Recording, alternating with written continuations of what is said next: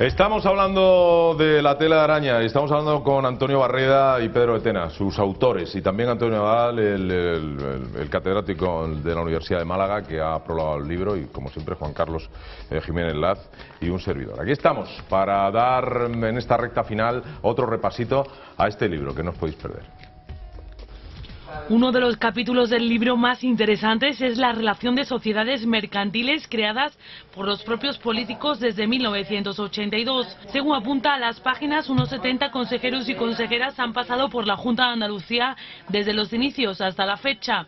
En el primer gobierno socialista, solo 3 de ellos no están presentes en sociedades anónimas o limitadas. Entre los otros 9 ocupan cargos o responsabilidades en decenas de sociedades. Asimismo, sus familiares han tenido responsabilidades políticas en el Partido Socialista. A esto se le añade la participación en sociedades anónimas y limitadas, que es más que frecuente entre los altos cargos del PSOE que no han sido consejeros de la Junta. La hipótesis que arroja el libro, los 30 años de gobierno socialista en ayuntamientos, diputaciones y Junta de Andalucía, se ha consolidado una casta política y empresarial que actúa con ventaja en la sociedad por las importantes relaciones que desarrolla con una administración controlada por el PSOE y con los fondos públicos administrados también por gobiernos socialistas. A su vez, su constitución como accionistas y administradores, como empresas privadas, les ha dado derecho a estar presentes en las organizaciones, con lo que su influencia pesa cada vez más en ellas. Señor de Tena.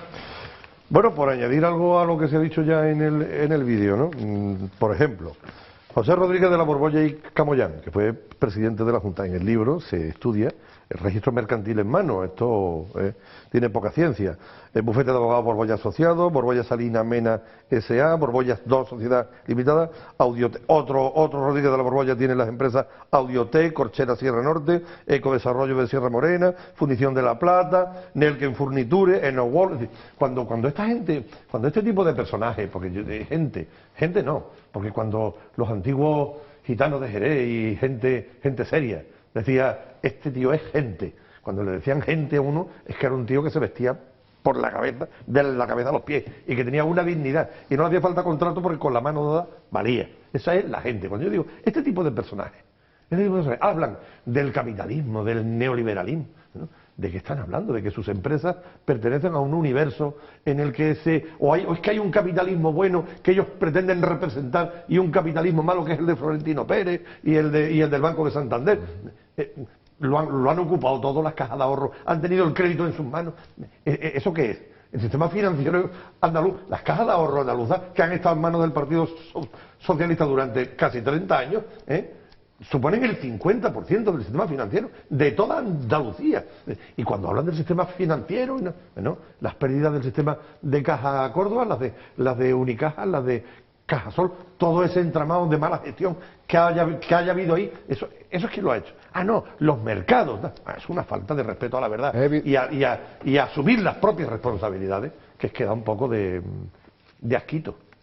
El trabajo de recuperación de datos, de identificación que han hecho Antonio y que han hecho Pedro es colosal, es colosal. Leer el libro y ver el libro es impresionante, porque además vas viendo retratado a todo lo que ha sido, como muy bien decíais antes, la clase dominante de Andalucía, mutada. Ciertamente, antes era de una forma, o con un uniforme, o con un color ideológico, y ahora es de otra forma, con otro uniforme y con otro color ideológico, pero es la misma clase dominante. Pero es que, y antes te preguntabas tú, Pedro, que a dónde habían ido tantos millones, cómo habían venido a Andalucía y tal, pues quizás algunos de esos millones han venido a favorecer en forma de subvenciones estos entramados que han venido también a sustituir el sector privado andaluz. Porque aquí, quien no estaba de alguna forma en esa familiaridad, en ese grupo de intereses, en eso lo que venís a llamar en definitiva esa red de telaraña, pues prácticamente no podía acudir ni a créditos, ni a mercados, ni a ser favorecido de ninguna manera. Antonio. Mira, queríamos hablar al hilo de lo que comentaba Juan Carlos, la historia de las subvenciones y cómo se usan las subvenciones en Andalucía. Pues un día en el mundo nos encontrábamos una subvención para el pueblo más, creo que es el pueblo más pequeño de Andalucía, que se llama Cumbres de en Medio, que está en Huelva, con una subvención considerada de 86.000 euros para la construcción de un gimnasio municipal. Un pueblo que tiene 28 vecinos y 22 vecinas. Un pueblo que, además, con todo el mundo, que tenía el índice de dependencia del 91,30%. El propio alcalde no veía Eulogio Páez, del Partido Socialista Obrero Español, no veía como una prioridad para su pueblo la construcción de este gimnasio, sino que otras necesidades como la construcción de 21 viviendas de protección oficial para propiciar el aumento de población del municipio. Pero nos encontramos con que el hermano de Manolo, Antonio José Chávez, aparece como propietario, junto a su compañera, de 2 casas en Cumbres del Medio. Pero es que además, Antonio Chávez, que estuvo en el tema de crimen cubierta, figura como administrador de la empresa Las Casas de Cumbres del Medio, dedicada precisamente a la actividad inmobiliaria. La sociedad tiene la sede en la calle Muro de los Navarros y en su publicidad en Internet vendía 2 inmuebles restaurados en Cumbres del Medio. Lo que sí queríamos era... Perdón, lo que yo creo que tienes que concretar. Claro, concreta. ¿Por qué se hace un gimnasio en Cumbres Mayores? Porque había un negocio. Sale un dinero de la Junta que Cumbres Mayores, el negocio de las casas rurales, que le venía como anillo al dedo disponer de un gimnasio en un pueblo de 49 habitantes. Pero es importante, el libro de las subvenciones, que quien daba las subvenciones para el gimnasio era otro hermano, Leonardo Chávez, que era director general dentro de la Consejería de Turismo y Deporte. Claro. Quien hace el gimnasio, quien concede el gimnasio, quien hace el peritaje del gimnasio, todo, ¿no? O sea, quedaba en familia, ¿no? Hay un caso reciente... Y a 7 kilómetros había un pueblo mucho mayor con un gran gimnasio. Oye, ¿de verdad que es así? ¿Es tan vamos a ver, tan descarado? Capricho, pregunto. Capricho y sectarismo de partidos, muchísimo. Por ejemplo, ¿cómo es que Andalucía tiene 500.000 funcionarios? Entre funcionarios laborales. Porque hay que contentar a una parte importante de la tropa y darle entrada y cabida en la administración pública, que parece ser que es el deseo de la máxima mayoría de andaluces. A lo mejor la administración andaluza podía estar perfectamente representada y perfectamente eficaz, ser perfectamente libre y transparente con 250.000, pero ha habido que ampliar para ir metiendo poco a poco familiares. Todo lo que se ha llamado el decreto del enchufismo ahora quiere meter a 35.000, según la UGT, vía una vía u otra. Claro, esto ha sido lo que ha ido construyendo una costra administrativa, burocrática, sobre la sociedad viva, sobre la sociedad civil andaluza, que nos va a terminar por aplastarnos. Que es lo que está haciendo aquí ya hoy. Dice, bueno, ¿dónde vas a encontrar trabajo? Dice, pues en la construcción no. En el turismo está la cosa así. ¿En qué más hay? Dice, bueno, pues en la fresa vienen ya los marroquíes, vienen aquí. Y el andaluz. El otro día estaba una hija mía que está aprendiendo inglés a fuerza, porque tiene que aprenderlo por la fuerza, porque es ley histórica, ¿no? Pero aparte de eso estaban allí 7 o 8 y diciendo, mira, no nos fiamos de ninguna oposición que hay, ninguna es libre, muchas parece que están a dedo dadas, ¿eh? Aquí no hay manera de encontrar trabajo, estaba aprendiendo inglés para irnos fuera. Los 8 se quieren ir fuera, dice, este es el futuro que nos espera. Ojo, y esta es, que no se nos olvide, la generación más preparada que tiene España, en palabras del Partido Socialista. O sea, una generación que está obligada a la emigración, a llenar los trenes y los aviones de las maletas de cartón para simplemente poder comer. ¿Por qué? Porque aquí viven con sus padres, sueldos de 800 euros, tienen unos sueldos y un nivel de vida que por primera vez en la historia de España es inferior al de sus padres. No pueden comprarse una casa porque no tienen poder adquisitivo. Los bancos les niegan el crédito incluso para comprarse un coche. Claro. Viven en un ambiente tan brutal que incluso en la propia generación de tasa de natalidad de España se está viendo afectada por este efecto. Las mujeres no quieren ser madres, quieren trabajar, las parejas tienen miedo a tener hijos, no a ese que se la despida. Toda esta tasa de natalidad se ve reflejada en que hemos tenido un aumento de emigración que se nos está yendo, y ya tenemos como el hijo único en China. Aquí la gente ya tiene miedo a tener hijos. Y este panorama que yo no es que disienta del diagnóstico, sino todo lo contrario, pero viéndose este panorama que además se viene viendo desde hace años, es decir, esto no es nuevo, esto no se ha descubierto hoy, proviene de hace años, ¿cómo es que ha estado, digamos que, adormecida, aletargada, cloroformizada la sociedad andaluza? Es decir, o sea, ¿qué pasa? ¿Tiene algo que ver el principal medio de comunicación de Andalucía, Canal Sur? Algo citáis también en el capítulo del tema de Canal Sur. ¿Qué han hecho mal los andaluces? Lo que siempre tenemos una teoría, hay un apagón informativo. Este libro refleja una parte de la realidad. El siguiente, que vendrá en los próximos meses, explican cómo se han hecho las cosas para que esto pudiera ser factible.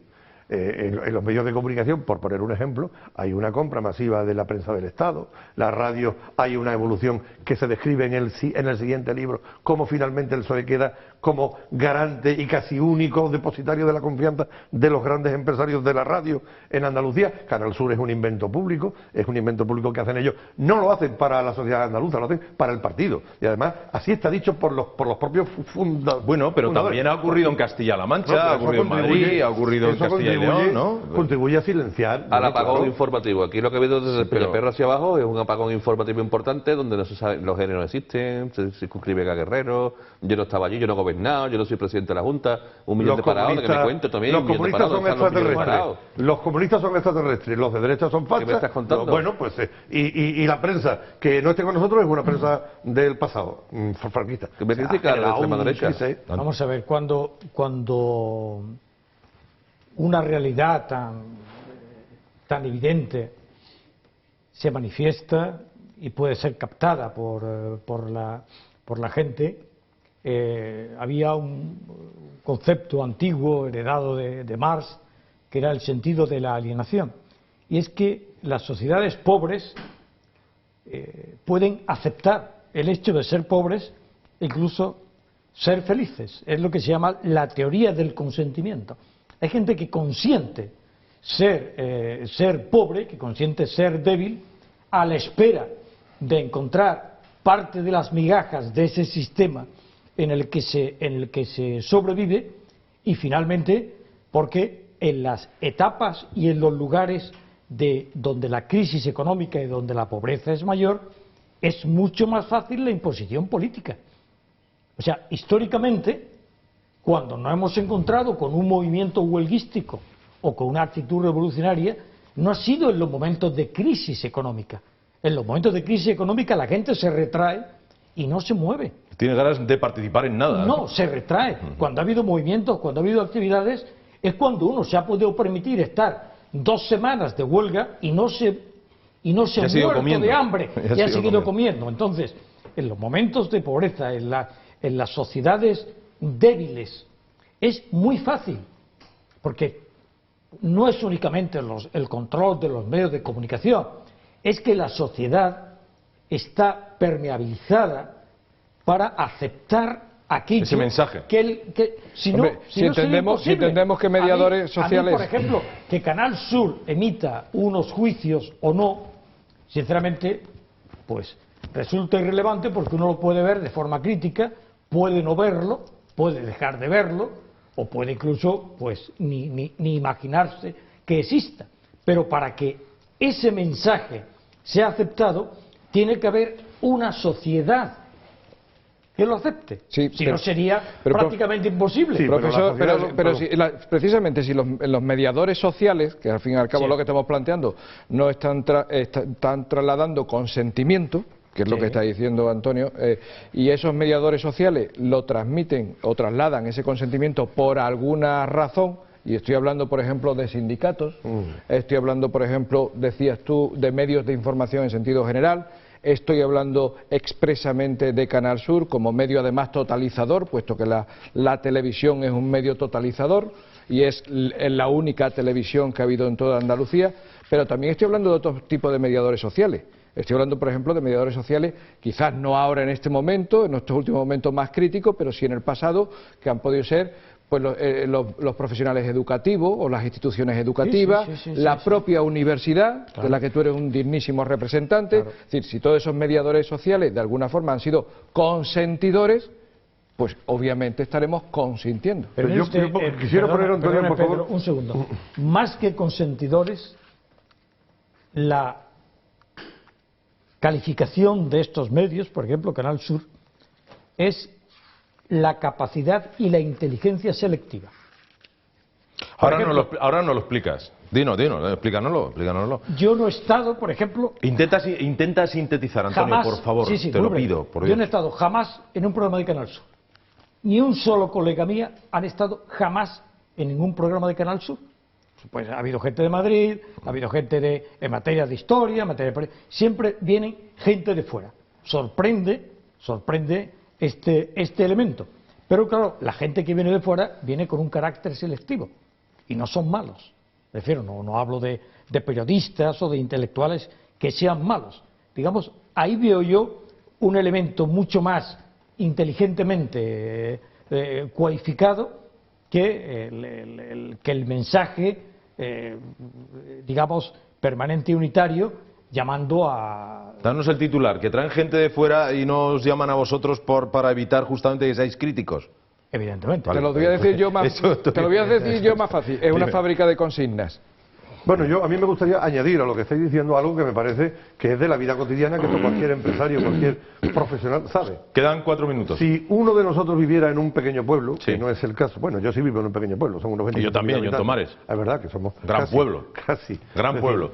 En estos últimos años, cuando alguien tiene que recibir una subvención, o es de la cuerda de quien está, o no la, o no. Eso o es no una la realidad. recibe. Eso es una realidad evidentísima. Vosotros lo habéis denunciada visto. por el Tribunal de Cuentas 500 veces. Segundo, hay una adjudicación, hay una contratación. Sí. Hace falta hacer una calle, hacer un colegio. Tú te presentas, si no eres de la cuerda, es muy difícil. Mi pregunta, muy difícil, es casi imposible. Pero si mi pregunta es, ¿cuánto tiempo lleva el PSOE?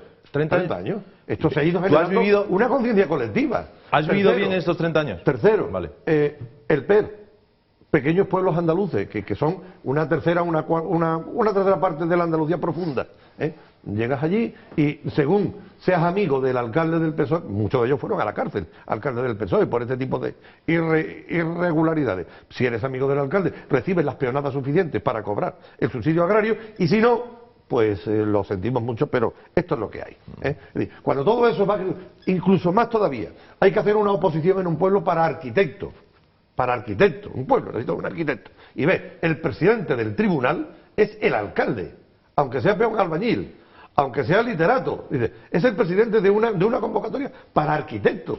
El vicepresidente del tribunal es una concejala que no sabemos quién es, pero es del partido. La Junta de Andalucía tiene un representante y la Diputación correspondiente tiene otro. 4-3, siempre.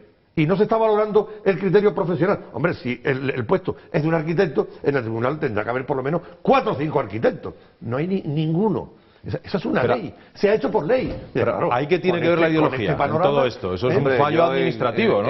Bueno, siguiendo el no lo sé. discurso... se cambian las leyes para que esto funcione así. Sí, bueno, primero yo hago la trama y segundo le doy legalidad a la trama, Claro. que es lo que se ha hecho aquí en Andalucía. Yo primero creo una trama y después le doy la base legal a la trama y, como dice Pedro, se ha hecho así.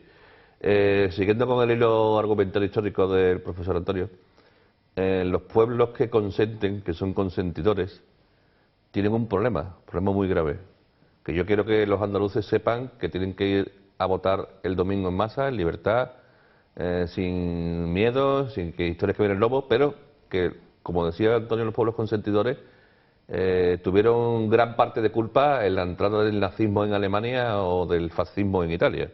Momentos dramáticos de la sociedad, gente que estaba ya al límite y que gracias no va a pasar esto aquí porque tenemos partidos políticos y una democracia muy consolidada y que hay cambios y que hay esperanza.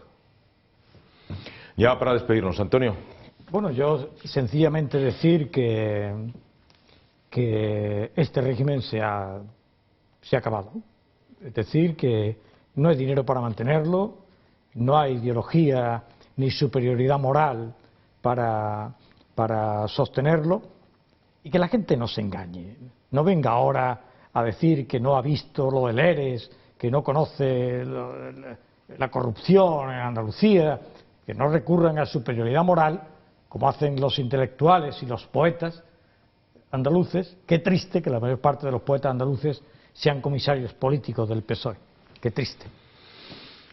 Juan Carlos, quiero despedirme con ellos, pero tú... Pues muy sencillo, o sea, no estoy en absoluto en desacuerdo con la idea de que este régimen canta su fin, está cantando su fin, lo cual creo que es una buena noticia para esta sociedad, es una buena noticia para la democracia e incluso será una buena noticia para los que realmente creen en el socialismo. Incluso para ellos será también una buena noticia. Y recomiendo leer este libro o ver este libro porque de una forma dolorosa, pero nada desmentida, como ha contado al principio Pedro Tena, explica, de alguna forma, viene a explicar por qué este régimen toca a su fin. Pero Yo quisiera simplemente añadir que esta es la primera parte de una segunda parte. No sé si dicen que las segundas partes nunca fueron buenas. Yo quiero pensar que el siguiente libro de Antonio y mío, que está a punto de editarse, que ya veremos a ver cómo lo editamos, pero va a ser una explicación del por qué se ha podido construir esto en Andalucía durante los últimos 32 años. Y yo lo que le deseo a mi tierra, como a cualquier persona, como dice él, yo soy de esta tierra y la tengo mucho más próxima y mucho más cercana, pero no es ni más ni menos que cualquier otra tierra, ni soy más ni menos que cualquier otro hombre. Lo que sí pido es que las personas valoren la libertad, la suya, esa libertad para hablar. Aquí en Andalucía ha habido un miedo soterrado, lo hay aún, un miedo soterrado. Yo he estado hablando con empresarios que me han dicho, baja la voz, que acaba de entrar tal señor de la administración socialista. Lo he vivido. Pero qué miedo aquí, ¿por qué? Aquí hay una democracia. Yo querría que el próximo día 20 y el próximo día de marzo, cuando se defina, esto sea una fiesta de la libertad. Y esta sociedad fonéticamente empiece. Él suena... dime. Eso suena a tartamudeo. No, que es lo que yo hago. Has dicho, y no sabía si era cállate o soy. No sabía qué iba a decir. Yo recuerdo que hoy, que yo he venido aquí a hablar de mi libro, que conste que vine aquí a hablar Y Antonio del suyo. En las librerías del ramo. En las librerías del ramo, digo, en los establecimientos del ramo. Todos los libros los pueden comprar en la misma página. ¿Cuál? ¿Qué página Que es? es www.lateladaraña.es. Ahí están los libros de Antonio Y decirles a los andaluces que se van a divertir porque es un libro histórico y es un libro que refleja una radiografía completa de la sociedad andaluza. Y además tiene chistes y además tiene cosas. Aunque muchos te digan, es que eso cómo va a ser, eso es imposible, pues lo es. Y están las Ahí lo pruebas. tenéis. Madre mía, de verdad, soy un profesional. Está feo que termine yo el programa alabándome a mí mismo. Pero vamos, el hombre anuncio que te echa, hombre. Lo no que me hasta a mí, Agustín Bravo por la cultura. Me parece que Es una maravilla. es No hay una nada más- imagen, no hay nada más noble, una Agustín. imagen No hay muy, nada más muy- noble. muy noble por su parte. Bueno, Antonio pierde el avión para Rumanía. Se nos va en cuanto termine el programa ahora mismito. Antonio, es un placer. Muchísimas gracias Igualmente. por habernos regalado tu tiempo. Don Pedro, don Antonio, muchísimas gracias por ese libro y gracias por colaborar tan vivamente en Andalucía Debate. Don Juan Carlos Jiménez Laz, Malabarista Agustín. malabarista, mañana tenemos otra Sí. otra emisión. Mañana fin de Estamos campaña. aquí. Hablamos claro y en libertad. Esto es Metropolitan Televisión Andalucía. Andaluces, un beso, hasta mañana.